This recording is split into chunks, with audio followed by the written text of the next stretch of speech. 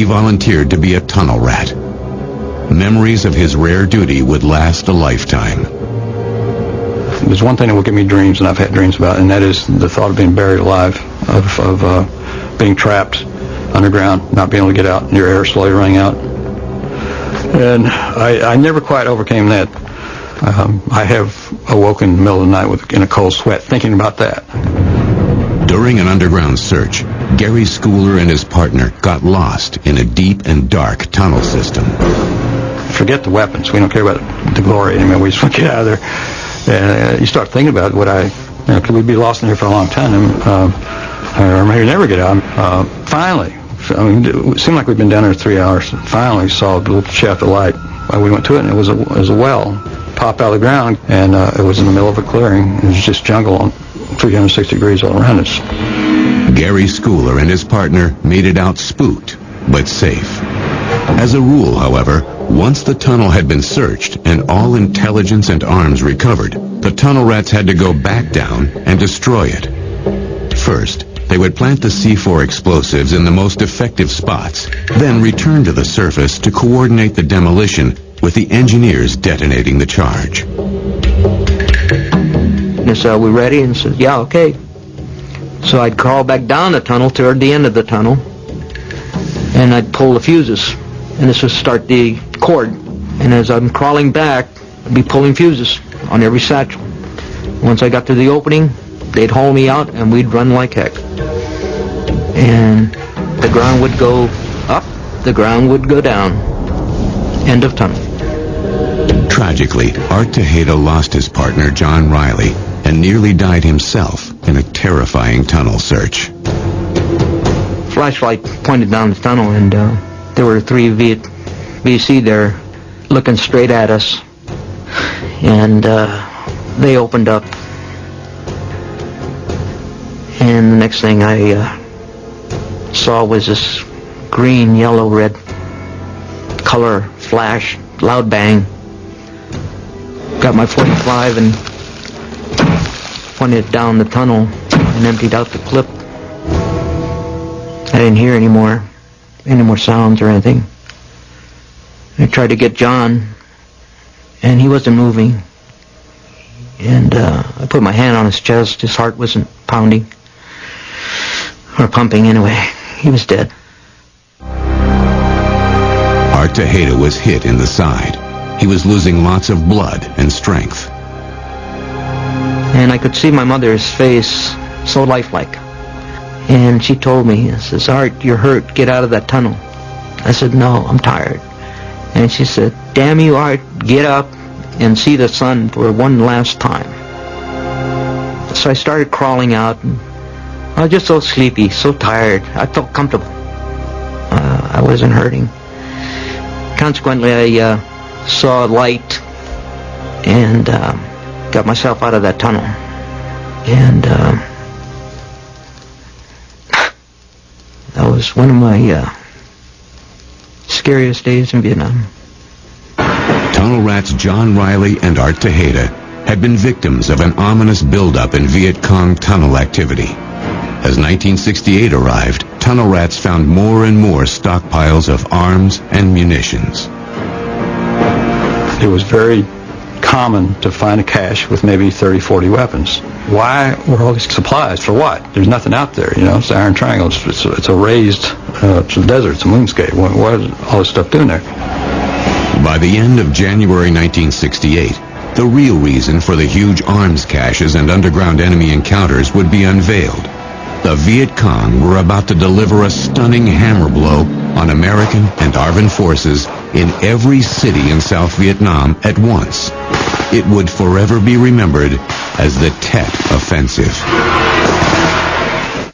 Some tunnels were so deep they were immune to the B-52 strikes. Close to half of the communist troops in the tunnel survived the attacks, while few survived on the outside. Modern marvels will continue in a moment. On January 31st, 1968, the Viet Cong and the North Vietnamese Army launched the Tet Offensive.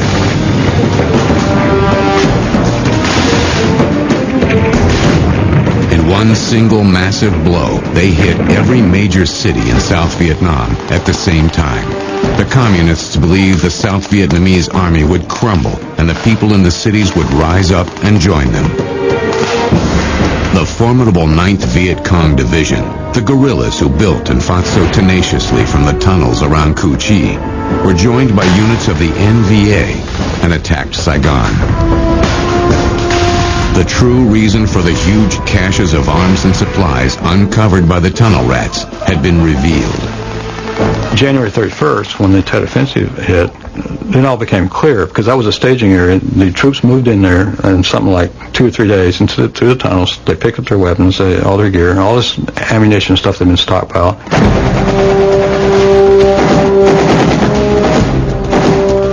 The undefeated 9th Viet Cong Division and units of the North Vietnamese Army sprang from the tunnels and attacked Saigon. They were led by Vietnamese war hero Tran Bac Dang. The tunnels served as the staging area. We launched the Tet Offensive from there.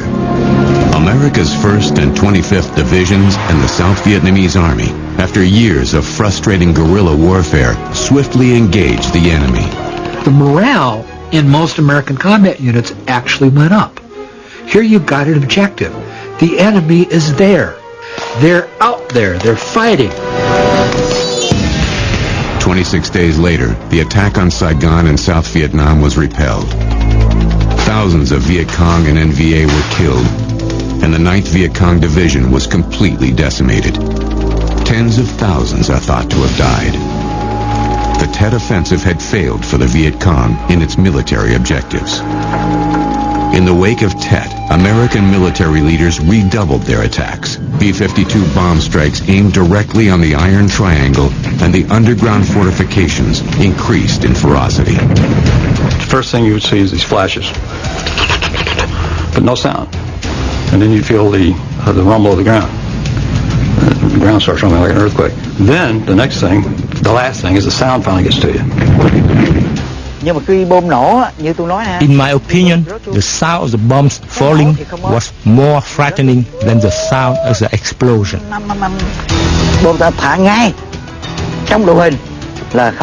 The bombs exploding 2 kilometers away was the most dangerous. The air pressure and where it caused was so strong, it would bury people try to escape from the tunnel. I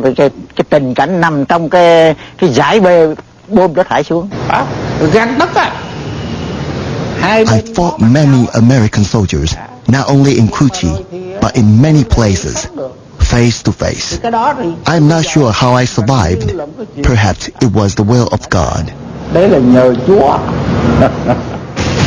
The few Viet Cong fighters that survived the Tet Offensive and the B-52 strikes soon abandoned the tunnels.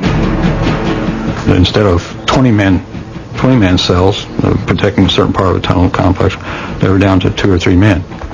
And that was kind of the beginning of the end for the tunnels. There weren't enough people to fix the damage. The Viet Cong began to pull back from the Iron Triangle and Ho Bo Woods toward Cambodia and the north. Some guerrilla cells retreated into caves secreted in the Black Lady Mountain. Despite the best efforts of the rats sent to destroy the Viet Cong mountain fortification, the guerrillas and NVA fighters held the mountain for the duration of the war. We had the top, we had the bottom, we had the middle. But it was impenetrable. It was one of those impenetrable fortresses, and we never could drive them out of there. It was a safe haven for them. In 1968, 14,000 American troops died in South Vietnam. It was the worst year for casualties on all sides. While accurate statistics are not available, some experts estimate dozens of infantrymen lost their lives on tunnel rat missions. For the dutiful line soldiers and courageous tunnel rats who survived, the flight home was a victory. Oh, going home. The Freedom Bird. That's what we used to call that last flight out country. And you can imagine, you're out here with a rifle, you're sloshing in a stupid rice paddy, you got all this stench, you got the bugs, and here you're looking at a plane and you say, gee, I hope it's my turn next. Today, statues of revolutionary leader Ho Chi Minh stand in the streets of Saigon. The bustling former capital of South Vietnam is now District 1 of the newly named Ho Chi Minh City. Only 40 miles north lay the tunnels of Cu Chi. They are now open to the public as a war memorial, administered by veteran Viet Cong guerrillas. As American soldiers searched above, the Viet Cong hid below. We had tunnels right here. The tunnels of Cu Chi, the underground fortification that was at the heart of the Viet Cong victory, is celebrated as a national monument, as significant as Boston is to the American Revolution. Cu Chi served not only as a battlefront, but a symbol of self-determination. It gave the Vietnamese people courage to fight the American soldiers. Colonel Chow Lam was an artillery officer with the 9th Viet Cong Division and fought from these underground bunkers.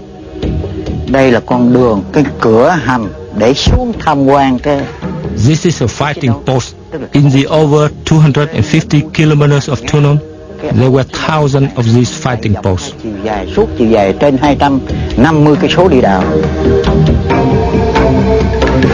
Adventurous visitors are free to explore the Viet Cong's once secret underground bunkers and tunnels.